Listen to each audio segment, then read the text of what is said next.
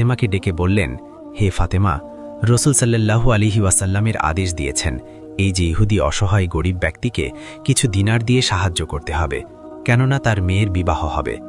এই কথা শুনে ফাতেমা রাদিয়াল্লাহু তাআলা আনহা আস্তে আস্তে বললেন, হে আমার প্রাণের স্বামী, ইয়া আলী, আল্লাহর কসম, ঘরে কিছুই নেই, একটা পয়সাও নেই, তবে আপনি আমার সংসারের কোনো একটি জিনিস ধনী ইহুদির কাছে বিক্রি করে তাকে সাহায্য করুন।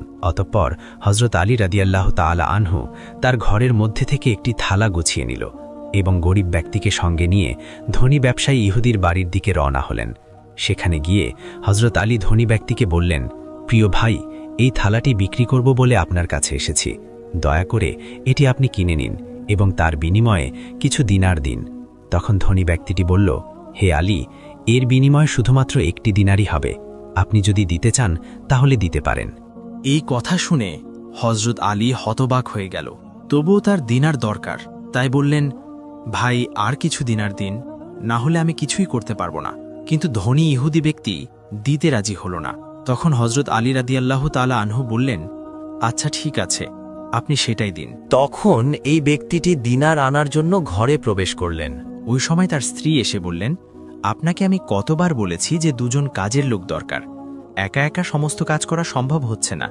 কিন্তু ধনী ইহুদি কিছু না বলে চুপচাপ একটি দিনার নিয়ে বাইরে গেলেন এবং হযরত আলীকে দিয়ে দিলেন। অতঃপর হযরত আলী রাদিয়াল্লাহু তাআলা আনহু গরিব ব্যক্তিকে একটি দিনার দিয়ে বললেন, আপনি এখানেই দাঁড়ান, আমি কিছুক্ষণের মধ্যেই আপনাকে সব দিনার দিয়ে দিচ্ছি। এই কথা বলে আবারও বাড়ির দিকে যেতে লাগলেন, কেননা সে তো একটি মাত্র দিনার পেয়েছে, তার আরও দরকার। তাই সে কিভাবে জোগাড় করবে সেই চিন্তায় চিন্তিত হয়ে আছে।